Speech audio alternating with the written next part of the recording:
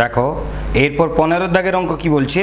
15 দাগের অঙ্ক বলছে X square plus Y square equal to 16 বৃত্তের উপর 0,4 একটি বিন্দু, এই বিন্দুর মধ্য দিয়ে অঙ্কিত জ্যাসমূহের মধ্যবিন্দুর সঞ্চারপথ নির্ণয় করতে বলা হয়েছে। তার মানে একটা বৃত্ত দেওয়া আছে, যে বৃত্তটা মূল বিন্দুতে তার হচ্ছে সেন্টার। কেন আমরা সমীকরণটা দেখেই বুঝতে পারছি যে X square plus Y square is equal to 16।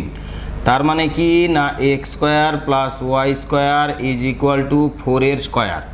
তাহলে যদি এইটা হয় তার মানে তার ব্যাসার্ধ 4, তার মানে এটা হচ্ছে ব্যাসার্ধ, এটা হচ্ছে 4 একক। আমাকে যেটা বলেছে যে 0,4 হচ্ছে এর হচ্ছে একটা বিন্দু। 0,4 কোনটা? 0 এইটা, আর 4 হচ্ছে এইটা হচ্ছে একটা বিন্দু। এই বিন্দু দিয়ে যত জ্যা গেছে, কতগুলো জ্যা যাবে এইটার মধ্য দিয়ে? না এইটার মধ্য দিয়ে অনেক জ্যা অঙ্কন করা যাবে। ধরো এরকম একটা জ্যা গেল, এরকম একটা সরি এটা নয়, এরকম একটা জ্যা গেল, এরকম একটা জ্যা গেল, এরকম একটা জ্যা গেল, এরকম এই বিন্দু দিয়ে অনেক জ্যা পাস করবে, আরও অনেক যাবে, অনেক যাবে। প্রত্যেকটা যে জ্যা আমরা অঙ্কন করছি, এই জ্যাগুলোর প্রত্যেকটার একটা মধ্যবিন্দু আছে। এর মধ্যবিন্দু এখানে, এর মধ্যবিন্দু এখানে, এর মধ্যবিন্দু এখানে, এর মধ্যবিন্দু মনে করো এখানে। এই যে মধ্যবিন্দুগুলো আছে, এই মধ্যবিন্দুগুলোর যে সঞ্চারপথ, এই মধ্যবিন্দুতে এক জায়গায় থাকবে না, যত জ্যা আছে তত মধ্যবিন্দু আছে। এই প্রত্যেকটা মধ্যবিন্দুর যে সঞ্চারপথ মানে গতিপথ, সেইটার সমীকরণ নির্ণয় করতে হবে। কারণ এর তো অনেকগুলো মধ্যবিন্দু, তার মানে মধ্যবিন্দুটা হচ্ছে গতিশীল, সঞ্চরণশীল, স্থির নয়। তাহলে সেই মধ্যবিন্দুর সঞ্চারপথে আমার সমীকরণ দরকার। দেখো একটি বৃত্তের উপর যে কোনো একটা বিন্দু, আচ্ছা এটা মনে করো এ বিন্দু, এইটার স্থানাঙ্ক মনে করে দেওয়া আছে, এটা ও 0,4 দেওয়া আছে। আমরা এই বৃত্তের উপর অবস্থিত যে কোনো একটা বিন্দু নিলাম পি, এবং এর স্থানাঙ্ক কি দিলাম? না এর স্থানাঙ্কটা প্যারামেট্রিক আকারে দেব। প্যারামেট্রিক আকারে কি হয়? না এ কস থিটা আর এ সাইন থিটা, এইটা হয় প্যারামেট্রিক আকারে একটি বৃত্তের যে কোনো বৃত্তের উপর অবস্থিত যে কোনো বিন্দুর স্থানাঙ্কের প্যারামেট্রিক ফর্ম হচ্ছে এইটা। এ মানে কি? ব্যাসার্ধ। এখানে ব্যাসার্ধ কত? 4। তার মানে এর যে কোনো বিন্দুর স্থানাঙ্ক কী হয়ে যাবে? না 4। 4 কস থিটা এবং 4 সাইন থিটা, এটা হচ্ছে বৃত্তটির উপর অবস্থিত যে কোনো একটি বিন্দু। তাহলে প্রথমে আমরা লিখব, কি লিখব? না বৃত্তটির সমীকরণ এইটা। অতএব ব্যাসার্ধ মানে রেডিয়াস, এটা হচ্ছে 4 একক। আচ্ছা দেখো ব্যাসার্ধ যদি 4 একক হয়, আচ্ছা বৃত্তটি 0,4 আমাকে কি বলেছে? বৃত্তটির উপর 0,4 হচ্ছে একটি বিন্দু। বৃত্তটির ওপর, আচ্ছা বৃত্তটি এই বিন্দুগামী, অবশ্যই এই বিন্দুগামী হবে, কারণ 0,4 তো ব্যাসার্ধই 4। তাহলে 0,4 বিন্দুগামী, এটা আমরা এখানে বলতে পারি। এই বিন্দু দিয়ে গেছে যত জ্যা, তাদের সমীকরণ আমার দরকার। মনে করি বৃত্তটির ওপর অবস্থিত যে কোনো বিন্দু পি এর স্থানাঙ্ক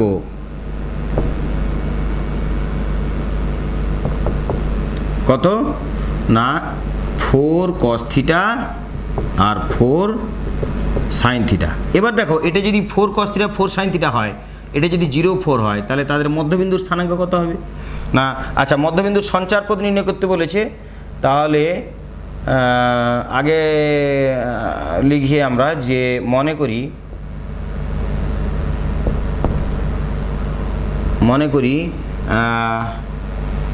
বিন্দুটি, আচ্ছা বৃত্তটি এ 0,4 বিন্দুগামী, এটা লিখে দিলাম। এরপর তাহলে এখানে লিখতে পারো, মনে করি এপি জ্যায়ের, এপি যে কোনো জ্যা কেন লিখছি? কারণ যে কোনো যে এই কারণে লিখছি এনি কর্ড কেন লেখা হচ্ছে, কারণ এটা কোনো নির্দিষ্ট বিন্দু নয়, এই পি বিন্দু সঞ্চরণশীল। হ্যাঁ, তার মানে পি বিন্দু যেখানে খুশি নেওয়া যেতে পারে, তার মানে আমরা যে কোনো একটা কর্ড নিলাম, সেটা এই কর্ডটাকে আমি বলেছি, সেটা তোমরা এই কর্ডটা বলতে পারো পি, এইটাকে পি বলতে পারো, এইটাকে পি, ওই জন্য যে কোনো কথাটা লেখা হচ্ছে। যে কোনো জ্যা এর মধ্যবিন্দু, মনে করো এটার নাম দিলাম কিউ, মধ্যবিন্দু কিউ এর স্থানাঙ্ক এইচ কমা কে। তাহলে যদি এইচ কমা কে তার মধ্যবিন্দু স্থানাঙ্ক হয়, তাহলে অতএব এবারে এইটার এখানে কি বলা আছে যে এ পি বিন্দু স্থানাঙ্ক এইটা আর কিউ এ বিন্দু স্থানাঙ্ক এইটা, তাহলে এই দুটো বিন্দুর মধ্যবিন্দুর স্থানাঙ্কই এইচ কে। তার মানে আমরা কি বলতে পারি যে therefore H is equal to কত না 0 প্লাস 4 cos থিটা বাই 2 আর K is equal to 4 plus 4 sin theta by 2। তার মানে আমরা এখানে কি বলতে পারি না এটা কেটে গেল, তাহলে cos থিটার মান যেটা পাবো সেটা হচ্ছে h বাই 2, আর এখানে sin থিটার যেটা মান পাবো সেটা হচ্ছে এখানে 2 কেটে দাও, 2 কেটে দিলে 2 প্লাস 2 sin থিটা, তাহলে এই 2টা এদিকে গেলে মাইনাস, তার মানে কে মাইনাস 2 বাই 2। সাইন থিটার মান পেয়েছি, কস থিটার মান পেয়েছি, তাহলে আমরা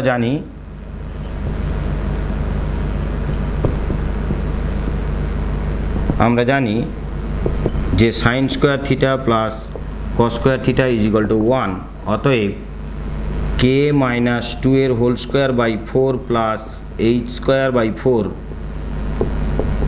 is equal to 1 implies that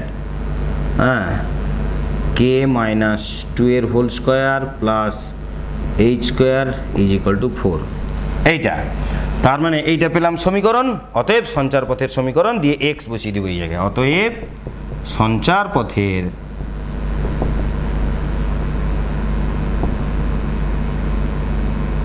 সমীকরণ হচ্ছে X square plus Y minus 2 এর whole square is equal to 4। এটাই হচ্ছে নির্ণেয় সঞ্চার পথের সমীকরণ। একে তোমরা সিম্পলিফাই করতে পারো আর সিম্পলিফাই নাও করতে পারো, কোনো অসুবিধা নেই। এরপর এইটা গেল 15 দাগের অঙ্ক, সোজা অঙ্ক আছে, এটা আশা করি তোমরা বুঝতে পেরেছো। আগের অঙ্কটার তুলনায় একটু আগে যে অঙ্কটা ছিল সেটার তুলনায় এটা অনেক সোজা। হ্যাঁ, এরপর তোমরা নেক্সট অঙ্ক দেখো। নেক্সট অঙ্ক আমাদের কি বলা হয়েছে 16 দাগ। দেখো পড়ে নাও, এটা ভিডিও পজ করো, দিয়ে অঙ্কটা তুলে নাও খাতায়, তারপর নেক্সট অঙ্ক দেখবে।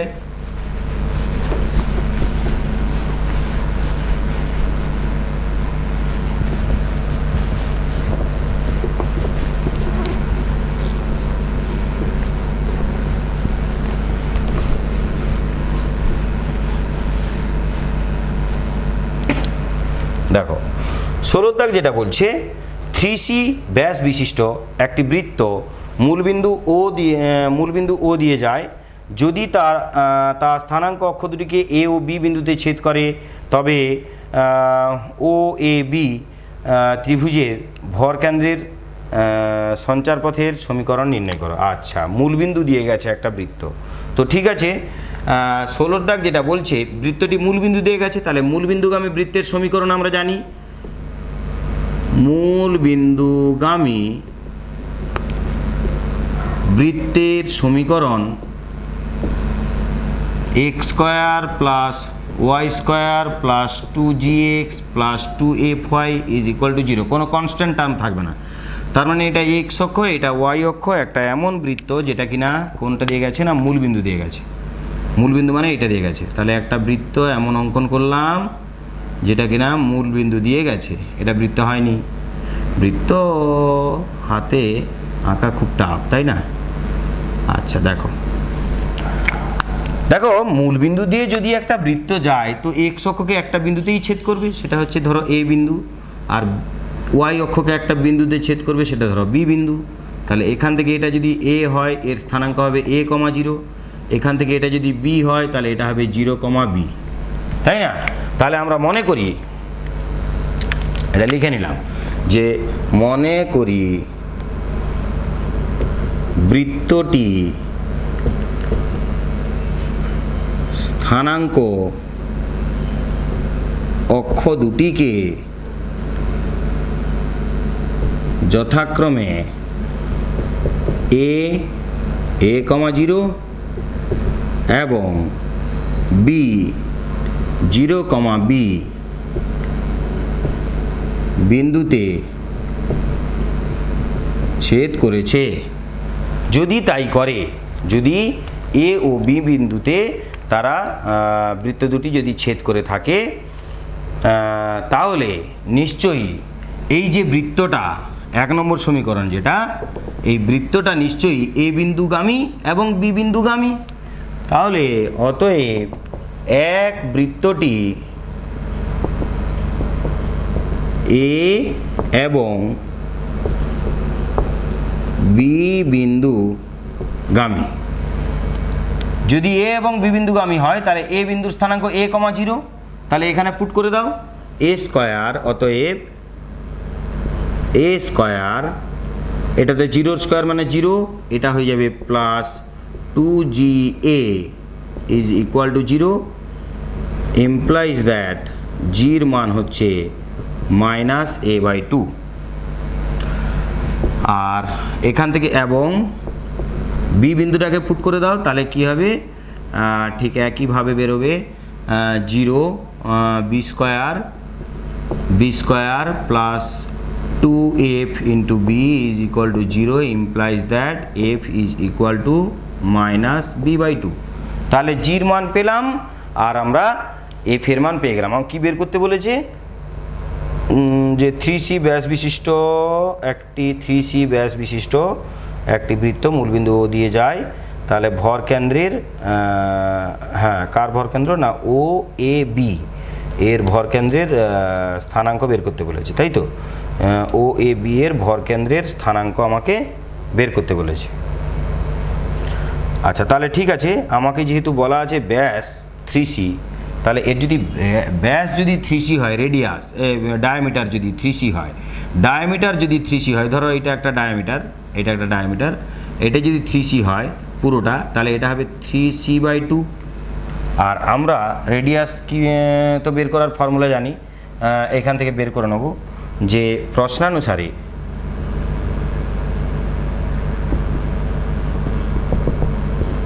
ব্যাসার্ধ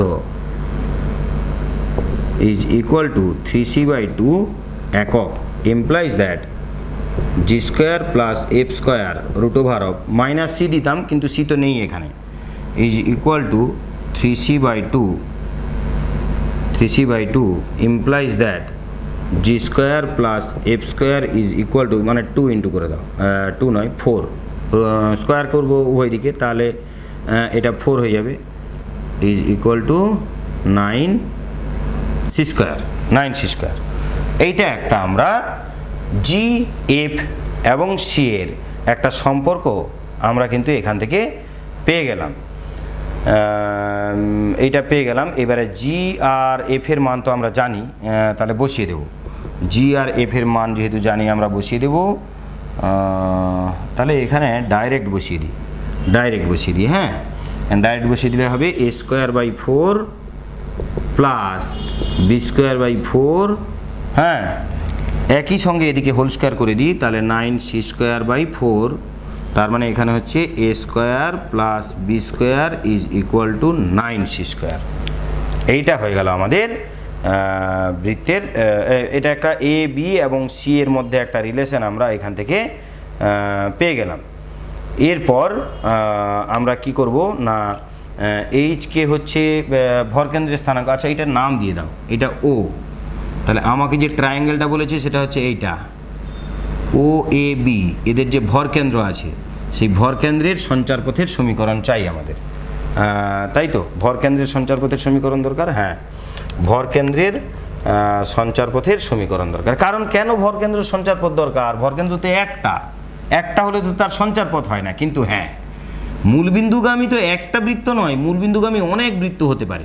অনেক বৃত্ত যখন আঁকবো, মূলবিন্দুগামী যখন অনেক বৃত্ত আঁকবো, তাদের নিশ্চয়ই এই ত্রিভুজের ভরকেন্দ্র, এই ত্রিভুজও বিভিন্ন রকম বেরোবে। তাহলে অনেক বৃত্ত যখন আঁকবো, ত্রিভুজটা আস্তে আস্তে বাড়বে কমবে, তাহলে তাদের ভরকেন্দ্র আলাদা হবে। সেই ভরকেন্দ্র তাহলে স্থির হচ্ছে না, তার মানে তার সঞ্চারপথ দরকার। মনে করি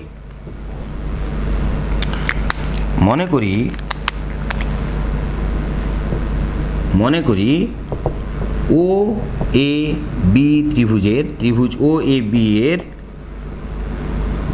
ভরকেন্দ্র হচ্ছে এইচ কমা কে। অতএব আচ্ছা, একটা ত্রিভুজের তিনটে শীর্ষবিন্দু আমরা জানি, এটা 0 0, এটা হচ্ছে এ বি, এটা 0 বি। তাহলে যদি এইটা হয় তিনটে শীর্ষবিন্দু, তাহলে তার ভরকেন্দ্রের স্থানাঙ্ক আমরা কি করে বের করি বলো? না, তিনটে যোগ করে 3 দিয়ে ভাগ। তাহলে এইচ ইকুয়াল টু, তিনটে যোগ করে দাও, a প্লাস 0 প্লাস 0, তার মানে a বাই 3। আর কে এর মান কি পাবো? এইটা প্লাস এইটা বাই 3, তার মানে b বাই 3, এইটা পেলাম। তাহলে এইচ এর মান পেলাম। তাহলে ইমপ্লাইজ দ্যাট এর মান হচ্ছে 3h, আর ইমপ্লাইজ দ্যাট বির মান হচ্ছে 3k। এই এ আর বির মান যে পেলাম, সেটাকে এই সমীকরণে পুট করে দাও। দুই সমীকরণে এ ও বির মান বসিয়ে পাই।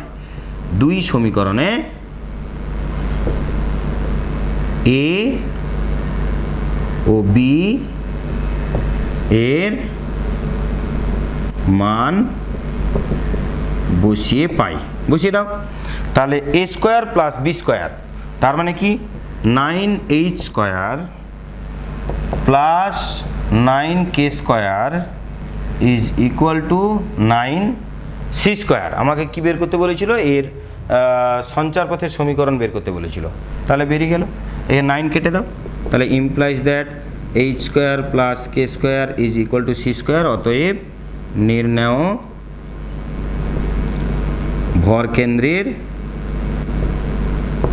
ভরকেন্দ্রের সঞ্চারপথ।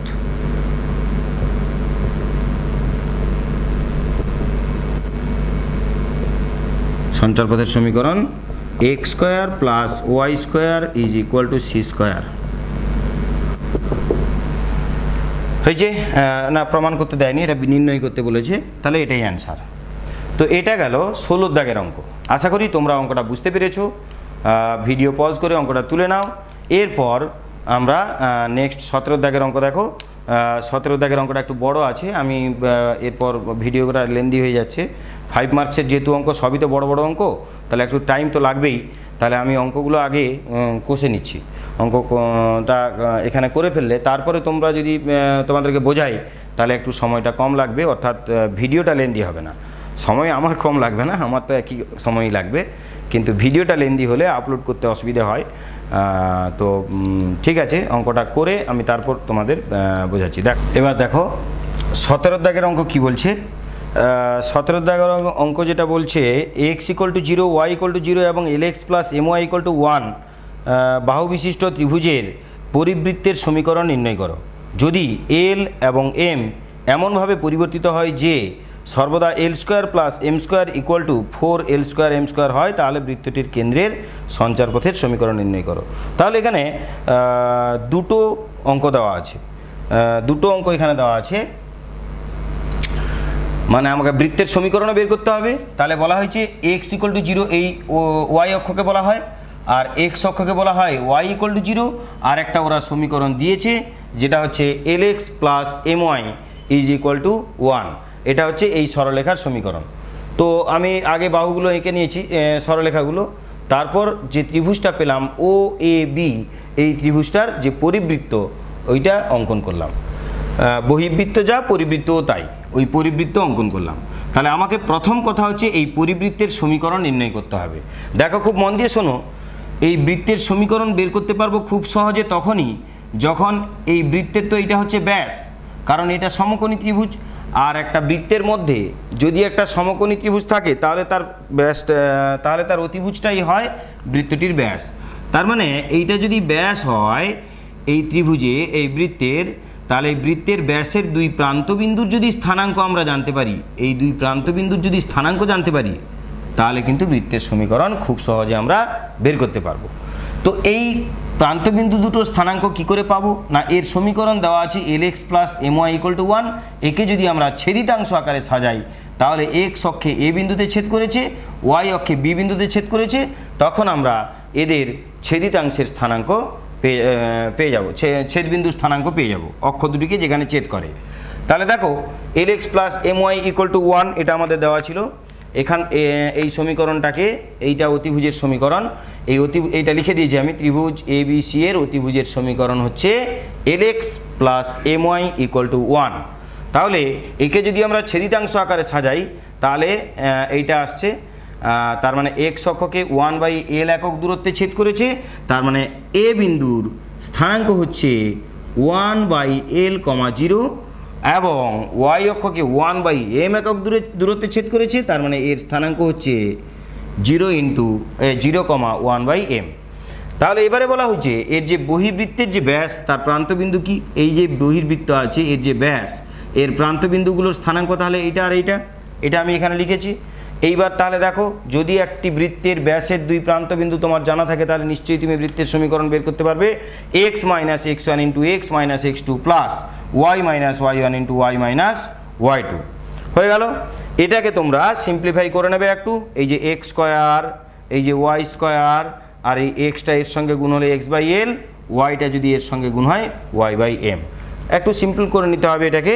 তাহলে এইটা বেরিয়ে গেল আমার কি না, নির্ণয় বহির্বৃত্তের সমীকরণ বেরিয়ে গেল। এবারে আমাকে বলেছে এবারে আমাকে কি বের করতে বলেছে? এবারে আমাকে যেটা বের করতে বলেছে 17 দাগ, এল এবং এম এমনভাবে পরিবর্তিত হয় যে সর্বদা তারা এই সম্পর্কটা মেনে চলে। তাহলে বৃত্তটির কেন্দ্রের সঞ্চারপথের সমীকরণ নির্ণয় করো। বৃত্তটির কেন্দ্রের আমাদেরকে সঞ্চারপথের সমীকরণ নির্ণয় করতে বলেছে। তা দেখো, এর যে কেন্দ্র হবে, এইখানে যদি কেন্দ্রটা থাকে এবং এই কেন্দ্রের যেহেতু সঞ্চারপথ বলেছে, তাহলে এই কেন্দ্রের স্থানাঙ্ককে আমরা এইচকে ধরে নিলাম। তাহলে যদি কেন্দ্রের স্থানাঙ্ককে আমরা এইচকে বলে ধরে নিই, এই যে মনে করি বৃত্তটির কেন্দ্রের স্থানাঙ্ক এইচকে, তাহলে তোমরা একটা কথা বলো, এই ব্যাসের মধ্যবিন্দু হচ্ছে কেন্দ্র, তাহলে তার দুই প্রান্ত আমরা জানি। তাহলে এইচের মান হচ্ছে 0 প্লাস 1/l/2, তার মানে কি এইচ ইকুয়াল টু 1/12। এই যে লিখেছি দেখো, এইচ ইকুয়াল টু 1/12। তাহলে কে ইকুয়াল টু কী হবে? এই কে ইকুয়াল টু 1/2m হবে। একই রকমভাবে এই দুটোর মধ্যবিন্দু যদি এইটা এইচ কে হয়, তাহলে এইচের মান কের মান এদের আকারে পেয়ে যাব। তাহলে আমরা এইচ আর কের মান যদি এখান থেকে বের করতে পারি, সেখান থেকে সিম্পলিফাই করলে এল এর মান পাবো 1/2h, এল এর মান পাবো 1/2h, আর এখান থেকে এম এর মান পাবো 1/2k। তাহলে তাদের একটা সমীকরণ কিন্তু দেওয়া আছে এল আর এম দিয়ে, কি না L square plus M square equal to 4l square m square. তাহলে প্রশ্ন অনুসারে এইখানে যদি আমরা এল আর এম এর মান তো পেয়ে গেছি, এখানে এই যে এল আর এম এই দুজনের মান কিন্তু আমরা এখানে পেয়ে গেছি। এই মান নিয়ে যদি আমরা এইখানে বসিয়ে দিয়ে যদি সিম্পলিফাই করি, তাহলে আমার আসছে H square plus K square equal to 1। যদি এইটা সঞ্চারপথের, এইটা যদি এইচ আর কের মধ্যে সম্পর্ক পাই, তাহলে সঞ্চারপথের সমীকরণ লেখার সময় এইচ আর কের জায়গাতে আমরা এক্স ওয়াই পুট করে দেবো। তাহলে বৃত্তের কেন্দ্রের সঞ্চারপথের সমীকরণ আমরা পেয়ে গেলাম। এরপর 18 দাগ যেটা বলছে সেটা দেখো। আগে অঙ্কটা ভিডিও পজ করো, তুলে নাও অঙ্কটা, দিয়ে অঙ্কটা বুঝে নাও ভালো করে, নিজেরা দরকার হলে আবার না দেখে করো, তারপর নেক্সট অঙ্কে যাবে। বড় অঙ্ক আছে, বোঝার অঙ্ক আছে, ধীরে ধীরে, স্পিডে নয়। তো 18 দাগ যেটা বলছে দেখো, X square plus Y square minus 4x plus 6y minus 3 equal to 0 বৃত্তে অন্তর্লিখিত সমবাহু ত্রিভুজের ক্ষেত্রফল নির্ণয় করো। এটা পরিবৃত্তের কথা বলেছিল। এখানে বলেছে একটা বৃত্ত আছে যার সমীকরণ হচ্ছে এইটা, যার সমীকরণ হচ্ছে X square plus Y square, sorry আমি 19 দাগ পড়েছিলাম, X square plus Y square plus 2gx plus 2fy plus c is equal to 0 বৃত্তের অন্তর্লিখিত সমবাহু ত্রিভুজের ক্ষেত্রফল নির্ণয় করো। আচ্ছা 19 দাগ কিন্তু সেম অঙ্ক আছে, শুধু ওপরেরটা দিয়েছে 18 দাগ দিয়েছে X square plus Y square plus 2gx plus 12c, আর এখানে সংখ্যা দিয়ে দেওয়া আছে। তো আমি 18 দাগ করে দিচ্ছি, ওটা ইন জেনারেল আছে। তো 19-এর দাগটা তোমরা নিজেরা তাহলে করতে পারবে। দেখো তাহলে এই বৃত্তের মধ্যে অন্তর্লিখিত যে সমবাহু ত্রিভুজ তার ক্ষেত্রফল আমাকে নির্ণয় করতে হবে। তো তাহলে দেখো একটা বৃত্তের সমীকরণ যদি দেওয়া থাকে, তার মধ্যে যদি একটা সমবাহু ত্রিভুজ অঙ্কন করা হয়, তাদের একটা কন্ডিশন আছে। এটা আমরা মাধ্যমিকে জ্যামিতিতে শিখেছি কি না, খুব মন দিয়ে শোনো, যে একটা ত্রিভুজ বৃত্তের মধ্যে যদি কেবলমাত্র সমবাহু ত্রিভুজ অঙ্কন করো, অন্য ত্রিভুজ হলে হবে না, তুমি বিষমবাহু ত্রিভুজ অঙ্কন করলে কিন্তু হবে না। যদি তুমি সমবাহু ত্রিভুজ অঙ্কন করো, তার যেটা ভর কেন্দ্র হবে, বৃত্তের কেন্দ্রও কিন্তু ওটাই হবে। বৃত্তের কেন্দ্র কিন্তু ওটাই হবে। সমকোণী ত্রিভুজেরও ভর কেন্দ্রটা বৃত্তের কেন্দ্র হবে। অন্যান্য ত্রিভুজের বেলায় এটা যদি বৃত্ত হয়, ধরো এইটা একটা ত্রিভুজ অঙ্কন করলাম, হ্যাঁ ভর কেন্দ্র আর কেন্দ্র একই হবে। তো দেখো তাহলে বৃত্তের কেন্দ্রটা হচ্ছে ওর ভর কেন্দ্র। এইবারে দেখো তাহলে ত্রিভুজের আচ্ছা এটা তাহলে এই কথাটা এখানে লেখা আছে, বৃত্তটির কেন্দ্র এবং ত্রিভুজের ভর কেন্দ্র একই বিন্দুতে অবস্থিত। এখন একটা কথা দেখো, বৃত্তের সমীকরণ যদি এইটা হয়, তাহলে তার ব্যাসার্ধ কত হবে না, √g² + f² - c। এইবার খুব মন দিয়ে শোনো, ব্যাসার্ধ কোনটা না, ব্যাসার্ধ হচ্ছে এখান থেকে এইটুকু। ব্যাসার্ধ হচ্ছে ও থেকে এ। এই ব্যাসার্ধটা আমরা পেলাম যে g² + f² - c। তাহলে দেখো উচ্চতা কোনটা ত্রিভুজের না, উচ্চতা হচ্ছে এ থেকে ডি পর্যন্ত। একটা জিনিস দেখো, কোনো ত্রিভুজের ভরকেন্দ্র মধ্যমাকে 2:1 অনুপাতে বিভক্ত করে, আর সমবাহু ত্রিভুজের বেলায় মধ্যমা যেটা সেটাই হচ্ছে উচ্চতা। তাহলে 2:1 অনুপাতে যদি বিভক্ত করে, এই দুভাগটা তো হচ্ছে বৃত্তের ব্যাসার্ধ। তাহলে এই দুভাগের মান যদি আমরা জানতে পারি, তাহলে এইটা দুভাগ কিন্তু পুরোটা হচ্ছে 3 ভাগ। তাহলে দুভাগের মান যদি এইটা হয় দুভাগের মান, তো 3 ভাগের মান কত হবে না, দুভাগের মান যদি এইটা হয় 1 ভাগের মান হবে /2, 3 ভাগের মান হবে × 3, ঐকিক নিয়ম। তাহলে 3/2 ইন্টু যেটা ছিল দুভাগের মান মানে ব্যাসার্ধ, তার মানে 3/2 × ব্যাসার্ধ। এই কথাটা এখানে লেখা আছে যে ত্রিভুজটির উচ্চতা এডি, উচ্চতা হচ্ছে এডি, ও বিন্দুতে 2:1 অনুপাতে অন্তর্বিভক্ত হয়। এই যে উচ্চতা এডি ও বিন্দুতে 2:1 অনুপাতে বিভক্ত হয়। তার মানে কি, তার মানে এই এডির মান হবে, এই এডির যে মান হবে সেটা হচ্ছে 3/2 × বৃত্তের ব্যাসার্ধ। এই তো লিখলাম 3/2 × বৃত্তের ব্যাসার্ধ। তাহলে বৃত্তের ব্যাসার্ধ তো আমরা বের করে ফেলেছি, বসিয়ে দাও। আর এডি মানে কি, এডি হচ্ছে এই ত্রিভুজের উচ্চতা। সমবাহু ত্রিভুজের উচ্চতার ফর্মুলা কি, √3/2 × বাহু। তাহলে এই উচ্চতার জায়গায় আমি √3/2 × বাহু লিখলাম, উভয় পক্ষে কাটাকুটি করলাম, বাহুর মান পেলাম √3 × g² + f² - c। তাহলে দেখো ত্রিভুজের ক্ষেত্রফল কত হবে না, √3/4 × বাহু²। ত্রিভুজের ক্ষেত্রফল কত হবে না, √3/4 × বাহু², এটা ফর্মুলা। আর √3/4 × বাহুর মান তো আমরা পেয়ে গেছি, তার স্কোয়ার করে দাও। তাহলে এটা হচ্ছে তাহলে √3/4 × g² + f² - c। এইটা হয়ে গেল আমাদের দাগ নম্বর 18-এর অঙ্ক। তো এই গেল 17 আর 18 দাগের অঙ্ক। তোমরা ভিডিও পজ করে এটা